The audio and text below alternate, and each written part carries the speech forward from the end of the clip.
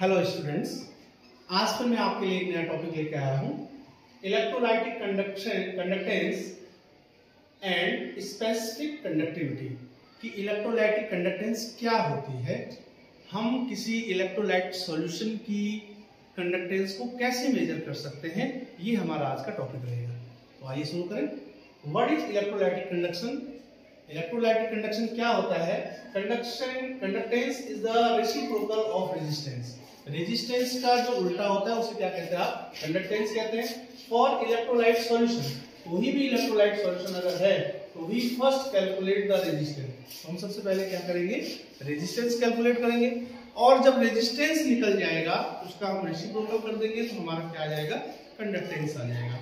तो ये electrolytic solution के लिए कंडक्टेंस निकालने का तरीका है। तो क्या लिखा हुआ है? We first calculate the resistance and then reciprocal of resistance is called electrolytic conductance. Electrolytic conductance or resistance can be measured by a Wheatstone bridge. एक apparatus होता है, उस apparatus का नाम है आपका Wheatstone bridge। और Wheatstone bridge जो apparatus होता है उसी क्या खास बात है कि उसमें there are 4 resistance, R1, R2, R3 and R4. There are 4 resistance Wheatstone bridge में, जिसमें से जो R1 है वो वेरिएबल रेजिस्टेंस है, इसको रियोस्टेट भी बोलते हैं। R2 जो है वो अननोन रेजिस्टेंस है, और R3 और R4 हमारे पास गिवन है। तो व्हीटस्टोन ब्रिज एपरेटस का जो प्रिंसिपल है वो क्या कहता है? व्हीटस्टोन ब्रिज एपरेटस का जो प्रिंसिपल है वो कहता है कि अगर ratio of R1 upon R2, ratio of R1 upon R2 is equals to ratio of R3 and R4।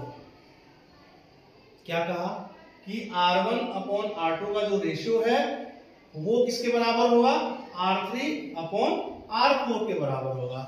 Eight that time there is no deflection. उस समय गैल्वेनोमीटर में कोई भी डिफ्लेक्शन नहीं होगा, यानी कि उस समय क्या होगा? आपका नल पॉइंट आएगा। क्या आएगा? नल पॉइंट लिखा हुआ है। When there is a null point in the Wheatstone bridge, then there is no deflection in galvanometer. इस समय इसका मतलब कोई करंट फ्लो नहीं करेगी। तो जिस समय कोई करंट फ्लो नहीं करेगी तो गैल्वेनोमीटर में कोई भी डिफ्लेक्शन नहीं आएगा। लेकिन नल पॉइंट आएगा कब? जब ratio of R1 upon R2 is equals to ratio of R3 upon R4, and these 4 resistance is connected with DC और AC। तो आपको पता है कि अगर हमको 4 रेजिस्टेंस आपको दिए हैं, जैसे यहाँ पे लिखा हुआ आपका Wheatstone bridge consists of 4 arms which have 4 resistance। 4 resistance है इसमें, R1, R2, R3 and R4, in which R2 को हम क्या बोलेंगे? अननोन रेजिस्टेंस है। R1 क्या है? वेरिएबल रेजिस्टेंस है। तो हमने निकालना क्या है बेटा? Unknown resistance. Which is unknown resistance? R2 is unknown resistance. तो हम क्या करते हैं? व्हीटस्टोन ब्रिज प्रिंसिपल लगाते हैं। तो व्हीटस्टोन ब्रिज प्रिंसिपल के अकॉर्डिंग क्या होगा? Ratio of R1 upon R2 equals to R3 upon R4। यहां से हम क्रॉस मल्टीप्लाई कर लेंगे तो R2 इंटू R3 बराबर क्या हो जाएगा? R1 इंटू में R4, या R2 इक्वल्स टू क्या हो जाएगा? R1 इंटू में R4 डिवाइड बाय R3। यहां से हम रेजिस्टेंस मेजर कर लेंगे, और जब हमें रेजिस्टेंस मिल जाएगा इलेक्ट्रोलाइटिक सॉल्यूशन का तो हम उसका रेसिप्रोकल कर लेंगे तो हमें क्या मिल जाएगा? कंडक्टेंस मिल जाएगा। तो ये एक तरीका है इलेक्ट्रोलाइट जो सॉल्यूशन है उसकी कंडक्टेंस को मेजर करने का, विद द हेल्प ऑफ ये special device that is called Wheatstone bridge apparatus. क्या कहते हैं इसको? Wheatstone bridge apparatus.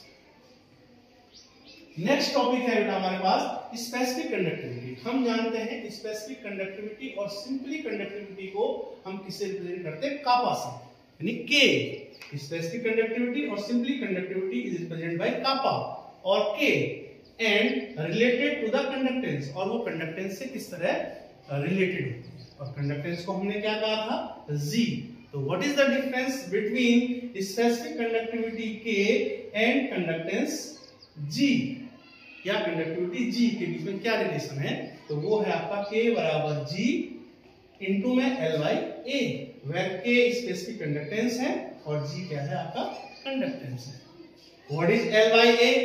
The ratio of length and area of cross section is also called G star, and what is G star?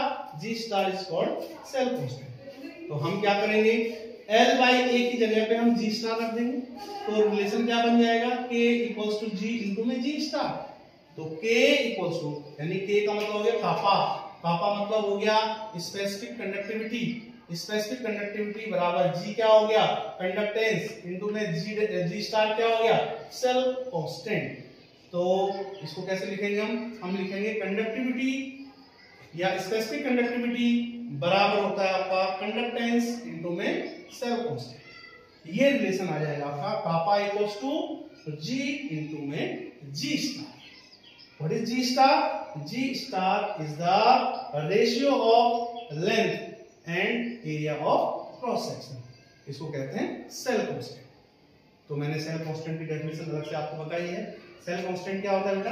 Cell constant is defined as the ratio of length and area of cross section, and cell constant is represented by G star, and G star equals to हो जाएगा आपका L by A।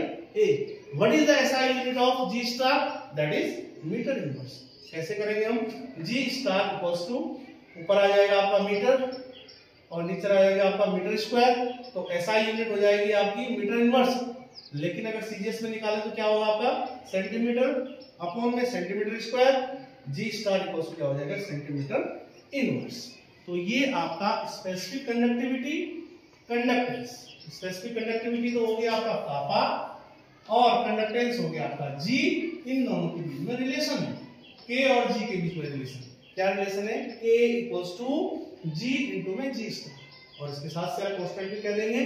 तो आप क्या कहेंगे, K G and G star में क्या relation होता है, K equals to G into G star, यानी कि स्पेसिफिक कंडक्टिविटी इक्वल्स टू में कंडक्टेंस इंटू में सेल कांस्टेंट। तो ये एक छोटा सा टॉपिक था जो आप समझ पाए हैं कि इलेक्ट्रोलाइटिक सॉल्यूशन की कंडक्टेंस कैसे निकालते हैं और स्पेसिफिक कंडक्टिविटी का कंडक्टेंस और सेल कांस्टेंट के साथ क्या रिलेशन है। इस पे बहुत सारे न्यूमेरिकल आपके आएंगे, तो ये आपका सारे फॉर्मूले होंगे, आप इन सबको याद करके और न्यूमेरिकल में अप्लाई कर सकते हैं। Thanks and have a nice day.